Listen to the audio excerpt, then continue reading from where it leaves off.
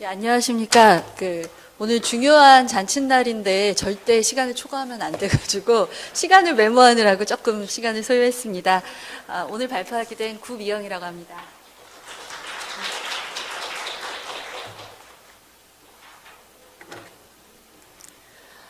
예, 저는 가족 돌봄 부담이 있는 근로자의 근로시간 조정과 관련해서 직장에서 어떠한 그런 지원과 배려를 해야 하는가라는 그런 문제와 관련해서 발표를 하고자 합니다. 우선 작년 연말에 아주 뜻깊은 대법원 판결이 있었습니다. 이 59349 판결 보면은 굉장히 많은 매체에서 많이 보도를 했습니다. 그래서 이제 육아를 이유로 해서 새벽이나 아니면 휴일 근무를 거부했다는 이유로 본채용을 거부한 것이 부당한 해고다라고 판단을 했던 사건입니다. 그래서 제가 좀 흥미로웠던 건 어떤 매체들의 성향과 무관하게 모두 다 이 판결에 대해서 대단히 호의적으로 필요하다. 이제는 이런 어떤 사업장에서의 지원이 필요한 상황이다, 우리나라가. 라는 그런 호의적인 논조를 읽을 수가 있었습니다. 그래서 이 판결을 보면서 어떤 뼈아픈 우리의 어떤 경험과 성찰에 바탕한 것이 아닌가라는 생각이 들었고, 또 제가 이 판결을 소재로 해서 오늘 발표를 하려고 한 주요한 이유 중에 하나는 그만큼 육아 휴직이나 육아기 근로시간 단축 또는 가족 돌봄 휴가 휴직, 가족 돌봄 근로시간 단축과 같은 어떤 정형화된 제도 못지않게 근로자들의 이 가족 돌봄과 관련된 욕구는 더 다양하게 표출되고 있다. 그것이 이제 우연히 소송까지 이어져서 대법원 판결까지 나온 거지만 현장에선 굉장히 다양한 욕구들이 있다. 그 욕구들을 최대한 우리가 수용해 줄 수 있어야지 이러한 가족 돌봄과 관련된 부담이 사회적으로 완화될 수 있는 것이 아닌가라는 생각을 했고, 그럼에도 불구하고 제가 이 판결을 갖고 노동법이나 연구나 실무를 하신 분들이랑 얘기를 해보니까 특히 실무하시는 분들 말씀이 이제까지 보통 이제 노무사나 변호사들이 사업장에 나가면 취업규칙을 기본적으로 점검을 합니다. 근데 취업규칙을 점검했을 때 이러한 유연근로 라든가 아니면 하다못해 시차 출퇴근제 이런 것들에 대한 규정이 존재하지 않는 회사도 여전히 매우 많다. 왜냐하면 법령상 명확한 의무가 아니기 때문에. 그런데 취업규칙 자체에 이런 규정이 존재하지 않으면, 그러니까 의무는 아니더라도 이런 것에 대해서 신청해서 승인을 한번 구할 수 있다라는 정도의 조항조차도 없는 경우와 있는 경우는 굉장히 차이가 난다는 거죠. 그래서 이 사건 같은 경우도 굉장히 안타깝습니다. 사실 이 회사의 사용자도 저는 악의가 있었다고 전혀 생각하지 않습니다. 그런데 이 회사의 사용자는 이러한 근로시간 조정에 대해서 우리가 어떠한 노력을 해야 된다라는 인식을 가질 계기가 없었던 것이죠. 왜냐하면 법률의 의무가 아니기 때문에. 그래서 그러다 보니까 이렇게 대법원까지 상급심까지 올라간 것이 아닌가. 거의 7년 정도 6년 정도 걸린 것으로 알고 있습니다. 이 확정이 될 때까지. 그래서 모두에게 고통스러운 과정이었는데, 그래서 오늘 논의됐던 이러한 유연한 근로시간과 관련된 사업장에서 노사가 함께 논의하고 협의할 수 있는 어떤 제도적 기반이 있다면 결과가 다를 수 있지 않을까라는 마음에서 여러분들과 함께 나눠보고자 이 판결을 선택을 해서 발표를 하고자 합니다. 그래서 문제의식은 방금 전에 이제 말씀드린 것이고요. 그렇다면 이러한 가족 돌봄 부담이 있는 근로자의 근로시간을 조정하기 위해서 조정을 해야 하는 그런 규범적인 근거가 무엇인가라고 할 때 이번 대법원 판결에서도 헌법상 자녀 양육의 권리, 자녀 양육을 하기 위해 국가에게 어떤 지원을 요구할 수 있는 권리가 있다라는 것을 언급을 하였고, 또 한국이 2001년도에 비준한 가족돌봄 책임 근로자 협약이 있습니다. 이것을 예전에는 이제 가족 부양 책임 근로자 협약이라고 번역을 했는데, 저는 이제는 가족 돌봄으로 번역을 하는 것이 내용상 맞지 않는가라고 생각을 합니다. 그래서 이 협약에 보면은 특히 8조에 보면 고용 종료의 사유로 이 가족돌봄 책임이 인정되어서는 안 된다라는 것을 명확하게. 그러니까 아마 그때 당시 서구에서도 81년도 서구에서도 이미 이런 이슈가 있었기 때문에 이렇게 특별히 고용 종료와 관련해서 명시한 것이 아닌가라고 생각을 합니다. 그러면 우리 고평법엔 어떤 조항이 있는가라고 했을 때 이런 어떤 업무 출퇴근 시간의 조정, 연장 근로의 제한이라든가 그 밖의 조치 등과 관련해서 있는 조항은 19조의 5가 유일합니다. 그런데 19조의 5가 그래서 그러면서 굉장히 선진적인 기존에 이제 법정 의무로 있는 그런 제도 외에 다른 필요한 그런 욕구들을 충족시켜 줄 수 있는 근거라는 점에서 대단히 의미가 크고 저는 휴직, 휴가, 근로시간 단축도 다 중요한 제도이고 필요하다고 생각을 합니다. 하지만 이러한 제도들의 약간의 한계는 뭐냐면 이용하는 근로자 입장에서는 경력이 단절되거나 중단을 해야 되기 때문에 임금 손실의 부담이 일정 정도 있다. 점점 정책적으로 많이 보완을 하고는 있습니다만 그러한 단점이 있는데 그것을 또 이렇게 보완해 줄 수 있는, 보충해 줄 수 있다는 점에서도 의미가 있다라고 생각을 합니다. 그런데 이 19조의 5의 한계는 첫째, 노력조항이라는 한계가 있습니다. 여기에서 아까 그 대법원 판결 사건에 어떤 비극이 발생한 것이죠. 의무가 아니고 노력이니까 사업주들은 아마 그때 당시 사업주는 19조의 5가 있는지도 몰랐을 수도 있어요. 워낙 알려지지 않은 조항이었고, 그다음에 두 번째는 대상인 자녀의 범위, 그러니까 자녀 양육과 관련해서만 이러한 노력 조항이 적용될 수 있는 것처럼 규정을 하고 있습니다. 그리고 그 자녀의 연령대의 범위도 현재 육아휴직 사용 신청할 수 있는 연령대로 제한이 되어 있다라는 한계가 있습니다. 이 표는 이제 어떻게 변화했는가, 이 변화의 흐름을 보면 처음에 임신 출산에서 이제 자녀 육아, 그 다음에 가족, 그 다음에 휴가 휴직이 아닌 다른 조치, 이렇게 다양하게 점점 변화해왔다, 그런 흐름이 있다라는 걸 보여주려고 만든 표이고요. 그래서 19조의 5항에 19조의 5가 갖는 의의와 관련해서 이 조항이 있기 때문에 이 자녀 양육계 근로자가 근로시간 조정과 관련해서 어떤 지원을 신청할 수 있는 근거가 되고 그 신청을 받으면 사용자는 그 신청에 대해서 한번 같이 협의하거나 지원하려는, 조정하려는, 노력하려는, 노력 또는 배려하려는 의무의 법적 근거가 된다고 생각을 합니다.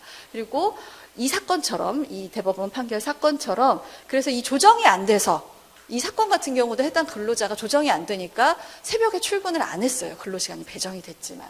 그랬을 때 이런 분쟁이 발생했을 때 그러한 불이익을 주었을 때 정당성 판단의 기준이 될 수 있다고 생각을 합니다. 더 나아가서 저는 이제 협약과 관련해서 해석을 할 수도 있다고 주장하지만 이건 저의 개인적인 의견이기 때문에 넘어가도록 하겠습니다.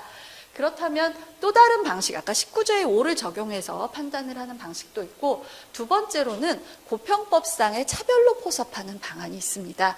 그래서 실제로 영국 같은 경우는 이미 판례들이 여러 개가 있습니다. 여성에 대한 간접차별, 왜냐하면 가족 돌봄과 관련된 부담을 주로 여성들이 많이 지고 있다는 건 영국도 다를 바가 없기 때문에 근데 이렇게 간접차별로 구성할 경우에는 남성이 그 차별구제 신청을 했을 때는 구제할 수 없다라는, 구제하기가 쉽지 않다라는 치명적인 단점이 있고 두 번째로는 우리 고평법의 차별금지 사유 중에 보면 성별, 혼인 여부 등도 있지만 가족 안에서의 지위라는 차별금지 사유가 있습니다.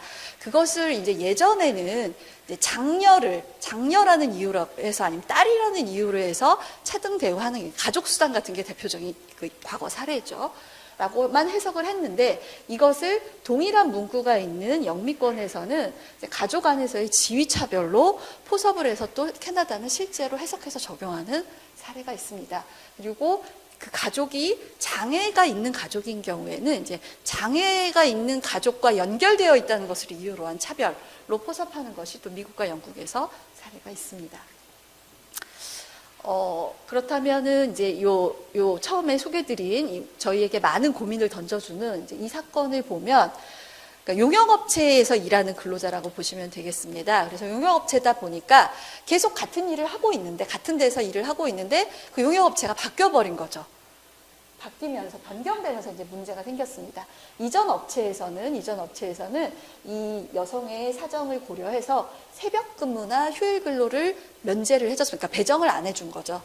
그런데 이 어떤 업체 같은 경우는 그것에 예외를 두지 않고 휴일에도 나와서 일을 해라 이렇게 하였습니다. 그래서 이것에 대해서 이제 이 근로자가 이 근로 조건을 이렇게 일방적으로 바꾸면 어떻게 하냐라고 주장을 하면서 또 여기가 이제 지자체에서 위탁을 받아서 하는 거다 보니까 근로 조건 및 고용 승계를 한다라는 협약이 있었습니다. 그래서 그걸 믿으셨던 것 같아요. 그래서 근로 조건을 승계해야 되니까 이전에 했던 것처럼 휴일이나 새벽 근무는 배정하지 말아달라, 부당하다. 라고 했는데 이제 본채용 3개월 시용 기간이 지나고 본채용을 거절을 해서 해고 사건으로 진행이 됐습니다.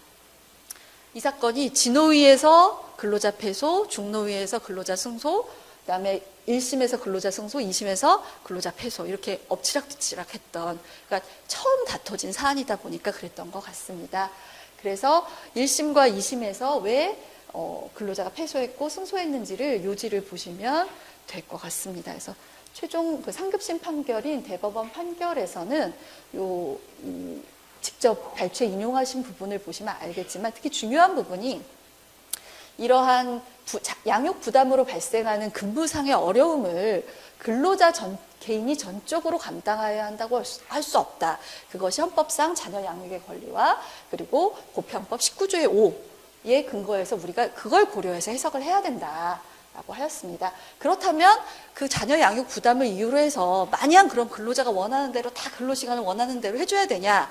그건 아니다. 이러한 배려의 어느 정도 적정 수준을 고편법이 요구하는 수준을 충족했는가라는 건 당연히 판단해야 되는 거고 일방적인 부담을 지우는 것은 아니다. 사업주에게. 그것을 판단하는 어떤 고려해야 되는 사항들은 근로자의 환경, 사업장의 여건, 사업 운영상의 필요성, 특히 이 사건 같은 경우는 지방 고속국도를 관리하는 업체다 보니까 24시간 365일 운영되어야 하는 그런 그러니까 도로 요금 관리소 생각하시면 될 것 같습니다. 그러다 보니까 그런 필요성이 있지만 이 자녀 양육 부담이 있는 근로자에게 이렇게 시간을 배정해 주는 게 이 사업 운영에 치명적인 부담은 아니지 않냐라고 판단한 부분이 큰 것 같습니다. 네. 그리고 그래서 이 판결이 제기하는 과제가 무엇인가? 경영권에 대한 과도한 침해인가? 라고 볼 것만은 아니라고 생각을 합니다. 왜냐하면 사용자의 일단 노동법이라는 것이 어떤 근로시간과 관련해서 근로자를 보호해야 된다는 것이 노동법에 정말 굉장히 오래 노동법의 시작부터가 이러한 근로시간에 대한 법의 규율이기 때문에 불가피한 측면이 있다. 그리고 인간다운 생활을 위한 필수적인 요소 중에 하나로 자녀 또는 가족 돌봄을 할 수 있는 권리가 어느 정도 우리 사회에서는 합의가 형성된 것이 아니냐. 그리고 고편법의 개정 연역 이런 것들도 함께 고려해야 될 것이다 라고 생각을 합니다.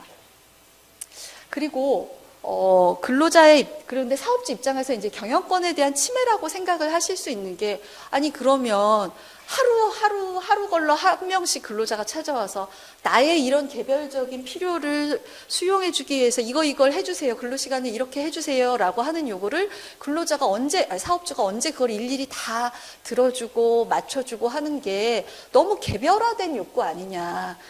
인사노무관리상 부담이 너무 크다. 라고 생각하실 수 있을 것 같습니다. 저는 충분히 당연한 걱정이라고 생각을 하고요. 그러한 걱정, 그러한 위험을 막기 위해서 취업규칙에 이제 제도를 만든 어떤 그런 시차 출퇴근제라든가 아니면은 이런 정말 특별한 필요가 있을 때에는 그것을 협의할 수 있는 정기적으로 협의해서 사전에 신청을 받을 수 있는 제도라든가 제도를 미리 만들어 놓으면 제도와 규정상의 사규상의 근거를 만들어 놓으면 오히려 관리상의 부담이 더 줄어들 수 있다라는 그런 말씀을 드리고 싶습니다.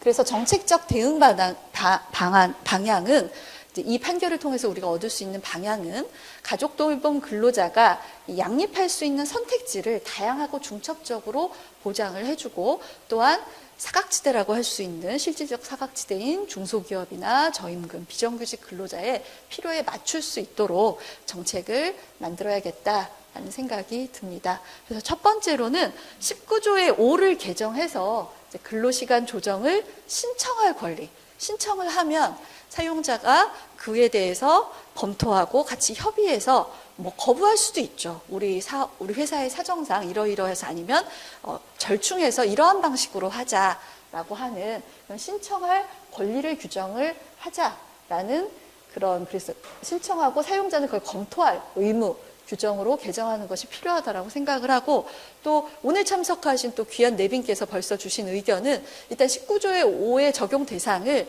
너무 좁다. 자녀 연령 범위가 늘리자. 지금의 시대적 요구에 맞게 늘리자라고 제안을 해주셨고, 중장기로는 자녀 양육기에 한정하지 않고 가족 돌봄 근로자, 그리고 더 나아가 모든 근로자의 유연근로 신청권을 인정하는 방향으로 나가자라고 제안을 드립니다.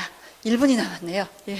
그리고 또 현재 고평법은 이런 기존 제도 사용 이유에 대한 불리한 처우 금지 조항만 있는데, 이런 근로시간 조정 신청과 관련된 불리한 처우 금지 조항도 필요하고, 그리고 만약에 가족 안에서의 지위 차별로 포섭할 수 있다면 현재 있는 노동위원회의 성차별 시정 제도로도 구제를 할 수 있다. 이런 제안을 드리고, 또 특히 저는 사실은 이게 법 개정, 아까 19조의 5를 개정하는 것도 중요하고, 두 번째로 중요한 건 이거라고 생각을 합니다. 고용노동부와 여성가족부가 이 일가정 양립이나 유연근로시간제 관련해서 이미 많은 사업을 하고 있습니다. 그런데 이런 환경 개선 지원 사업이나 가점 컨설팅 사업을 할 때 여기에 명확하게 유연한 근로시간과 관련된 조정과 관련된 협의나 노력을 해야 된다. 그렇지 않으면 이 대법원 사건 판결처럼 법적인 부담을 질 수 있다라는 점.